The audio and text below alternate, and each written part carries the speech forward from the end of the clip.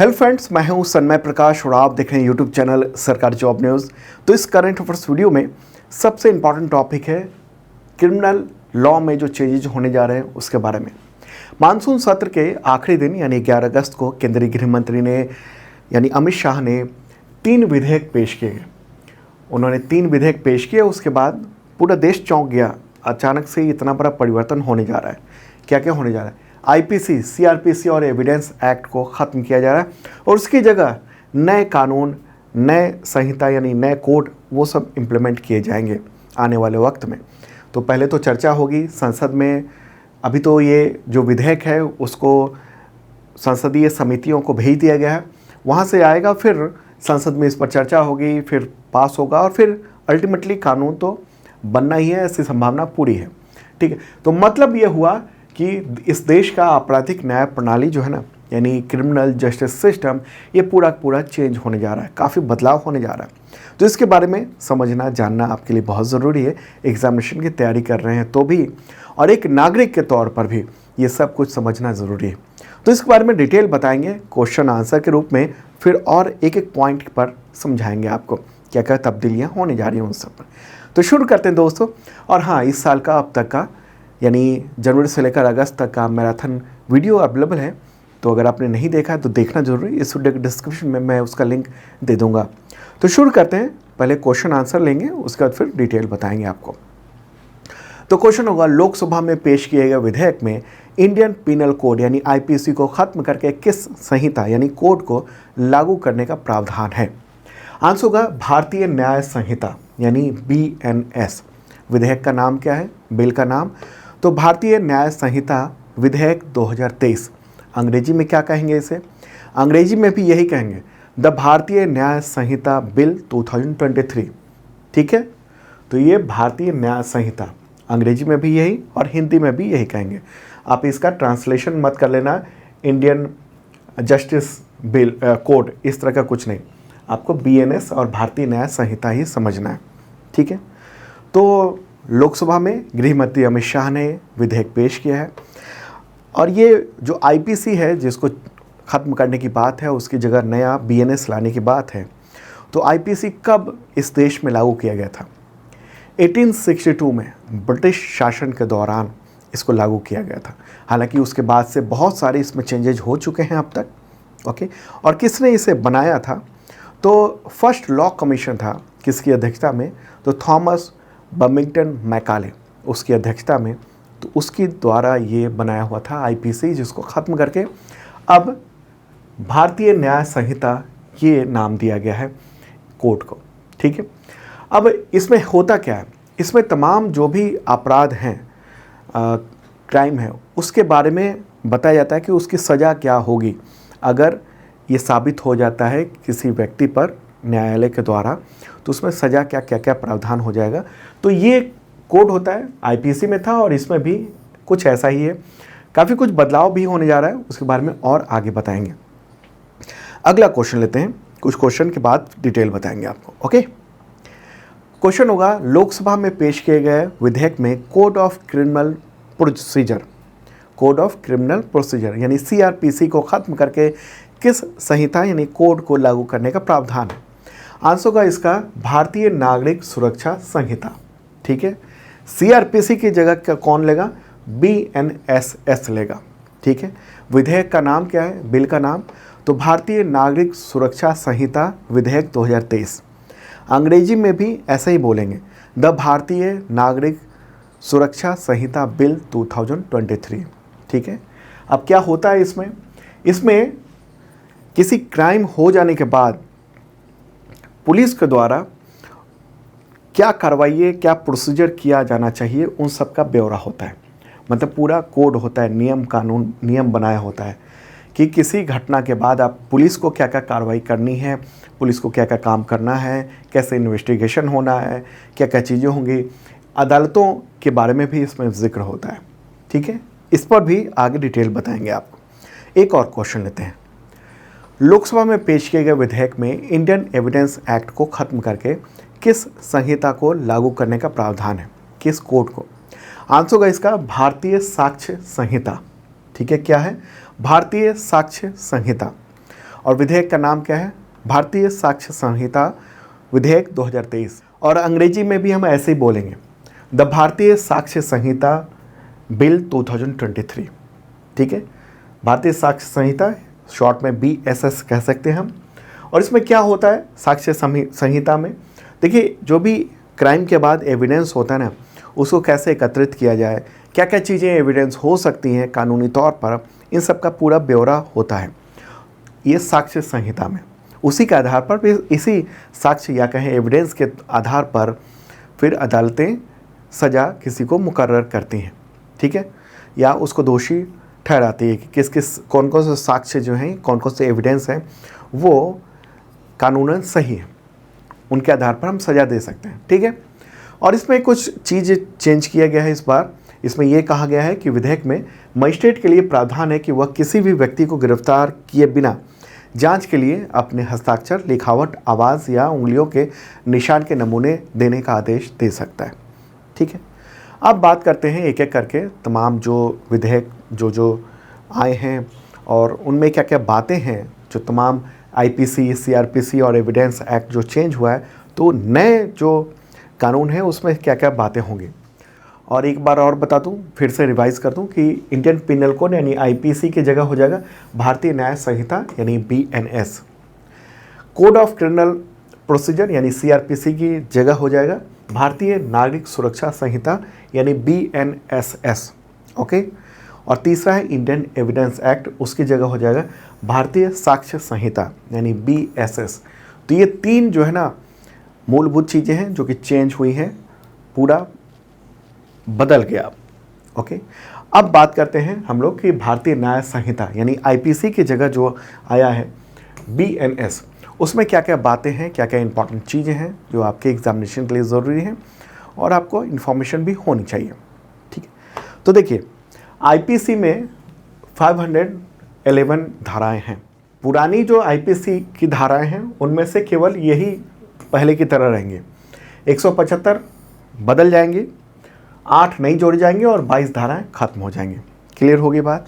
और क्या बातें हैं इसमें? एक खास तरह की बात कही गई सामुदायिक सजा के बारे में। पहली बार छोटे मोटे अपराधों जैसे नशे में हंगामा करना, 5,000 रुपये से कम की चोरी, उसके लिए 24 घंटे की सज़ा या 1,000 रुपये या सामुदायिक सेवा करने की सज़ा दी जा सकती है। अमेरिका, इंग्लैंड, इन सब में और कई सारे यूरोपीय देशों में ऐसा ही है। अभी तक ऐसे अपराध के लिए जेल भेज दिया जाता था, जेल की सज़ा हो जाती थी, थोड़ी लंबी होती थी। ठीक है, अब आप कहेंगे कि ये सामुदायिक सज़ा का क्या मतलब हुआ? सामुदायिक सज़ा का मतलब ये हुआ कि कोई अगर मतलब छोटे मोटे अपराध कर रहा है और पहली बार कर रहा है तो उसको कह दिया जाएगा कि ठीक है, आपको हम सज़ा ये देते हैं कि आप जाइए और गरीबों की सेवा कीजिए, या फिर आप किसी जगह जाइए या कहें वृद्धाश्रम में जाइए, वहाँ आपको 1 महीने तक वहाँ सेवा करनी है आपको। फिर वहाँ से जब सर्टिफिकेट मिलेगा तभी आपको फिर बरी किया जाएगा एक तरह से। ठीक है, तो ये इस तरह का सामुदायिक सज़ा हो गई। ओके, अगला पॉइंट है मॉब लिंचिंग। उसमें क्या है प्रावधान? तो 5 या अधिक लोग अगर जाति, नस्ल या भाषा के आधार पर किसी की हत्या करते हैं तो न्यूनतम 7 साल या अधिकतम उम्र कैद या फांसी की सज़ा हो सकती है। अभी तक इस मामले पर कानून स्पष्ट नहीं था। होता यह था कि धारा 302 इन सब के आधार पर कार्रवाई की जाती थी। अब अगला पॉइंट ये है राजद्रोह कानून यानी सेडिशन लॉ। उस पर गृह मंत्री अमित शाह ने संसद में जो बिल पेश किया उस पर कहा कि राजद्रोह कानून को ख़त्म कर दिया गया। लेकिन जब पूरे बिल को पढ़ा गया तो हकीकत में ये है कि उसको नए नाम से पेश किया गया है। तो भारतीय न्याय संहिता विधेयक उसकी धारा 150 में ये बताया गया राजद्रोह संबंधित ही अपराध है। हालांकि इसमें राजद्रोह के शब्द का उपयोग नहीं किया गया है, बल्कि अपराध को भारत की संप्रभुता, एकता और अखंडता को खतरे में डालने वाला बताया गया। राजद्रोह की जगह इस पूरे इतने लंबे वाक्य को शामिल कर दिया गया। ठीक है, तो ये बदलाव किए गए। अब इस धारा के तहत राष्ट्र के खिलाफ कोई भी कृत्य, चाहे वो बोल के हो या लिखा गया हो या सांकेतिक रूप से हो, तस्वीर से हो, इलेक्ट्रॉनिक माध्यम से हो, तो 7 साल से लेकर उम्र कैद तक की सज़ा संभव है। देश की एकता और संप्रभुता को खतरा पहुंचाना अपराध होगा। आतंकवाद को भी यहाँ पर परिभाषित किया गया है। ठीक है। हालांकि जो पुराना कानून था आईपीसी की धारा 124A, उसमें राजद्रोह की बात थी और 3 साल से उम्र कैद तक की सज़ा का प्रावधान था। हालांकि सुप्रीम कोर्ट ने इस धारा को निरस्त कर दिया था काफ़ी पहले, ठीक है। तो राजद्रोह कानून अभी खत्म नहीं हुआ है, बस उसका नाम बदल गया है, रूप बदल गया है। अगला पॉइंट ये है कि झूठी पहचान बताकर शादी करने वालों को कठोर सज़ा का प्रावधान किया गया। मतलब शादी, रोजगार या प्रमोशन का झूठा वादा कर रहे हैं या गलत पहचान करके किसी के साथ यौन संबंध बना रहे हैं तो उसको अपराध की श्रेणी में रखा गया है। गैंग रेप के मामले में आजीवन कारावास का प्रावधान किया गया है इसमें। इस मामले में 20 साल की सज़ा या आजीवन कारावास अधिकतम दिया जा सकता है। ओके। 18 साल से कम उम्र के बच्चियों के मामले में अगर उसके साथ गैंग रेप होता है तो उसमें मृत्यु दंड यानी फांसी की सज़ा का प्रावधान है। मॉब लिंचिंग पर भी कानून बन गया है, इसमें शामिल किया गया है। उसके लिए 7 साल की सज़ा या आजीवन कारावास इतना दिया जा सकता है और मृत्यु दंड यानी फांसी की सज़ा तक का प्रावधान इसमें किया गया है। और ख़ास बात है कि भगोड़ों को अब सज़ा मिलेगी। ऐसा नहीं है कि सुनवाई में से गायब हैं तो पूरी की पूरा मामला जो है रुका रहेगा, ठीक है, कि जब भगोड़े पकड़े जाएंगे तब फिर उसकी सुनवाई होगी, फिर सुनवाई आगे बढ़ेगी, ऐसा नहीं। सुनवाई में गायब रहने वाले अपराधियों को लेकर इसमें पूरा प्रावधान किया गया है।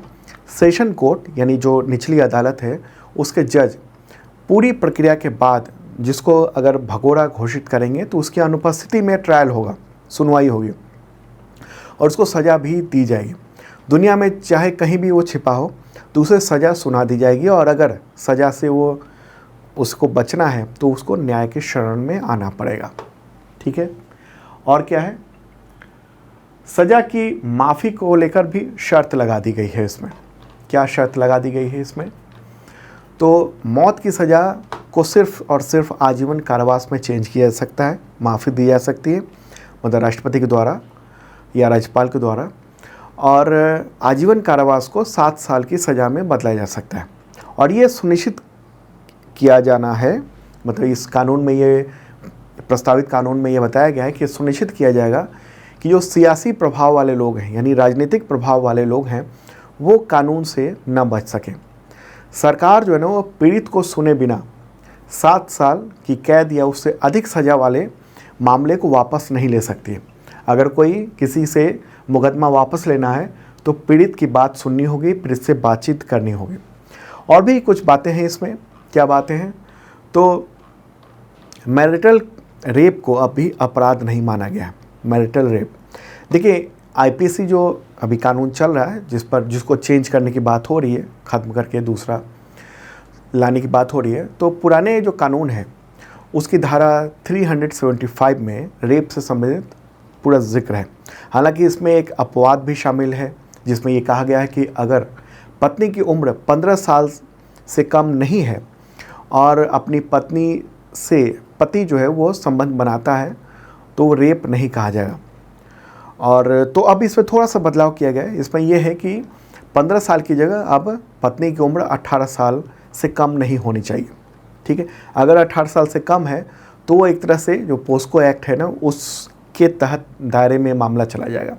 तो 18 साल से अधिक उम्र की अगर पत्नी के साथ पति मैरिटल रेप करता है तो उसको अपराध की श्रेणी में नहीं माना जाएगा। ये कुछ चेंजेज हैं जो आईपीसी से चेंज होकर जो बीएनएस हो गया है, भारतीय न्याय संहिता, उसके जो मुख्य पॉइंट हैं वो सब ये हैं। वैसे तो पूरा बहुत डिटेल है, पूरी की पूरी किताब हो जाएगी उसकी, लेकिन जो महत्वपूर्ण चीज़ें हैं जो जानना जरूरी था उसके बारे में मैंने बताया। अब क्या बात करेंगे हम लोग? अब बात करेंगे बीएनएसएस के बारे में, यानी भारतीय नागरिक सुरक्षा संहिता विधेयक 2023 के बारे में, जो कि सीआरपीसी को ख़त्म करके और इसको लाने की बात कही गई है विधेयक में। क्या क्या बातें हैं इसमें? तो इसमें क्या है कि सीआरपीसी में उसकी जो धाराएं हैं उसमें से 533 धाराएं ही बचेंगी, 160 धाराएं बदल दी जाएंगी, 9 नई जुड़ेंगी, 9 ख़त्म हो जाएंगी। और क्या क्या बातें हैं इसमें?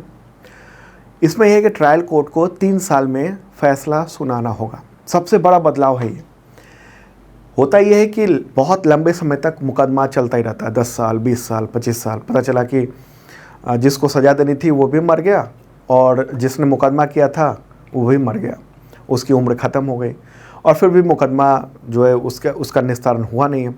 तो यहाँ एक बड़ा बदलाव ये देखने को मिला है कि अब ट्रायल कोर्ट को फैसला हर हालत में अधिकतम 3 साल में देना ही है। 3 साल से ज़्यादा वो खींच नहीं सकते हैं। देश में अभी 5 करोड़ केस पेंडिंग हैं, और इनमें से 4.44 करोड़ जो है ना वो ट्रायल कोर्ट में है। ट्रायल कोर्ट मतलब निचली अदालत, सबसे निचली अदालत जो है वो।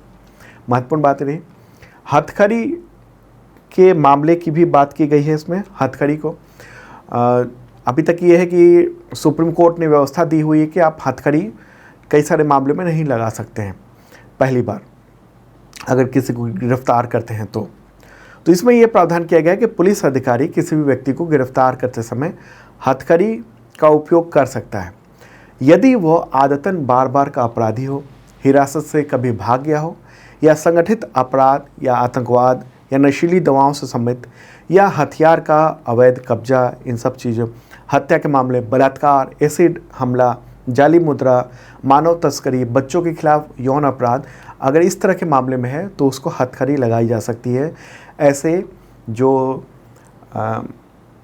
आरोपी हैं उन पर।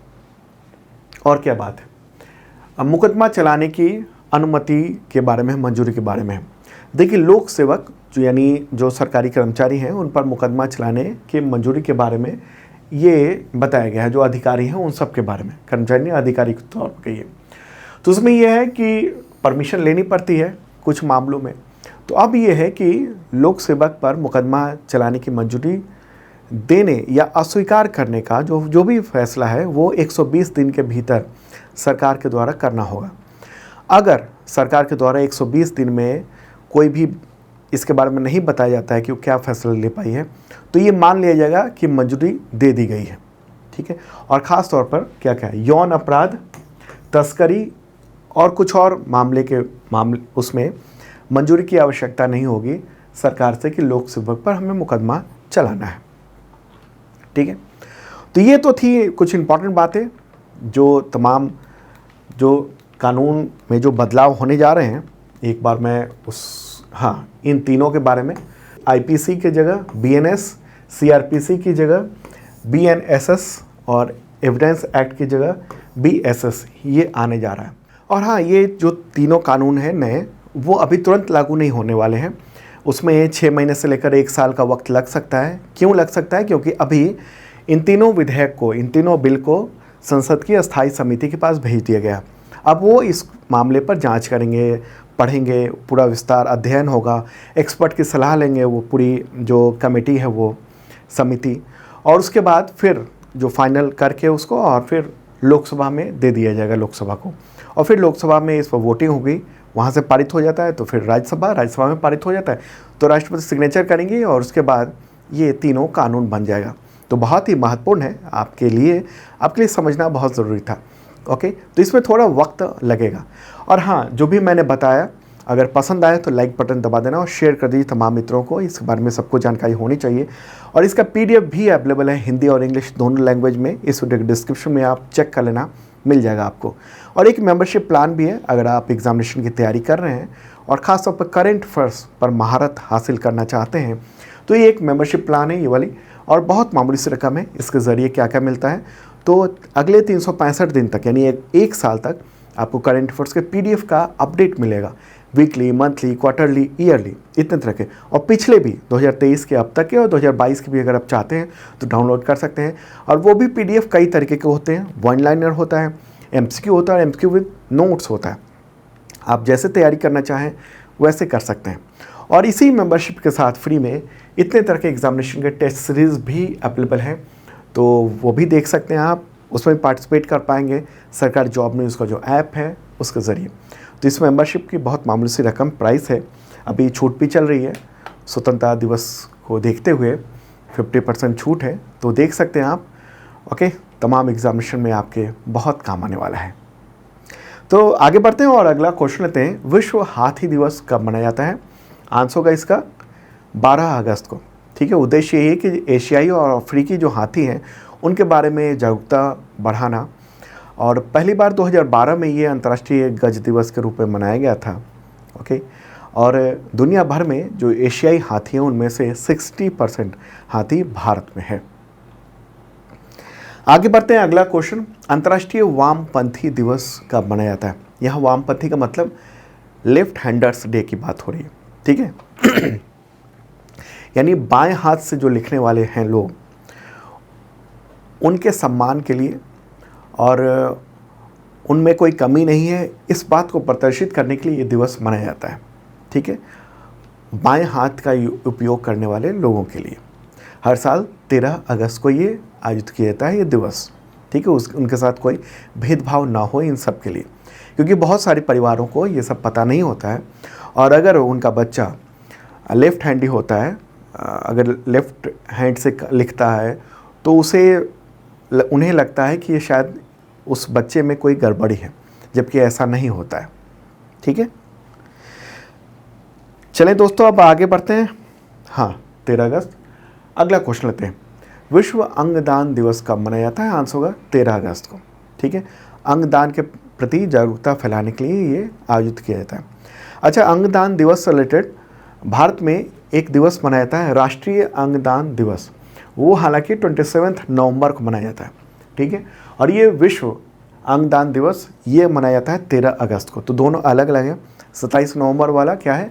राष्ट्रीय अंगदान दिवस है। अगला क्वेश्चन थे, G20 के लोगों में संस्कृत श्लोक वसुधैव कुटुंबकम के इस्तेमाल पर किस देश ने आपत्ति जाहिर की है? आंसर होगा चीन। चीन ने गंभीर आपत्ति जाहिर की, उसके बाद फिर विदेश मंत्रालय को इस पर सफाई भी देनी पड़ी है। मीडिया रिपोर्ट में ये कहा गया है कि चीन एक अकेला देश है जिसे इस श्लोक के इस्तेमाल पर उसने विरोध जताया। रूस ने हालांकि चीन का कोई समर्थन नहीं किया इस मामले में, लेकिन रूस जो है वो G20 के तमाम दस्तावेजों में यूक्रेन को लेकर जो भी भाषा इस्तेमाल की जा रही है उसको लेकर विरोध करता रहा है, लेकिन इसको लेकर नहीं किया है। G20 में जो लिखा हुआ है वसुधैव कुटुंबकम। तो द हिंदू ने इस पर काफ़ी अच्छा खासा रिपोर्ट जारी की है, बताया है। द हिंदू ने कहा कि कूटनीतिक सूत्रों के हवाले से द हिंदू ने कहा है कि पिछले कई सप्ताह से भारत और चीन के वार्ताकार कई मुद्दों पर उलझे हुए हैं, और उसमें वसुधैव कुटुंबकम जो है ना वो एक मुद्दा है कि संस्कृत लैंग्वेज में क्यों लिखा हुआ है। भारत सरकार के विदेश मंत्रालय ने G20 के लोगों में जो संस्कृत श्लोक है उसके बारे में बचाव करते हुए कहा है कि ये सिर्फ अंग्रेजी का अनुवाद है। जो अंग्रेजी में ये है one earth one family one future, तो उसी का संस्कृत में वसुधैव कुटुंबकम कहते हैं, ठीक है। तो अब क्या है कि G20 की जो आधिकारिक भाषा है वो अंग्रेजी है, ओके। तो अभी हुआ ये था, गोवा में जो मीटिंग हुई थी कुछ वक्त पहले, अभी हाल ही में एनर्जी ट्रांजिशन मिनिस्टर्स मीटिंग, तो उसमें चीन के दखल के बाद संस्कृत के श्लोक को हटा दिया गया था। उस वक्त वहाँ उस मीटिंग में हटा दिया गया था जब उसने आपत्ति जताई थी, जैसा कि तमाम न्यूज़पेपर्स का ही कहना है। तो जब भारत के विदेश मंत्रालय के प्रवक्ता अरिंदम बागची से इस बात पर मीडिया कर्मियों ने सवाल किया, तो उन्होंने कहा कि G20 की जो कामकाजी भाषा है वो अंग्रेजी है। जो G20 का वर्किंग लैंग्वेज वो अंग्रेजी है, इंग्लिश है, और इंग्लिश में भारत जो है इसकी अध्यक्षता की जो थीम है उसने भी इंग्लिश में ही तय की हुई है, one earth one family one future.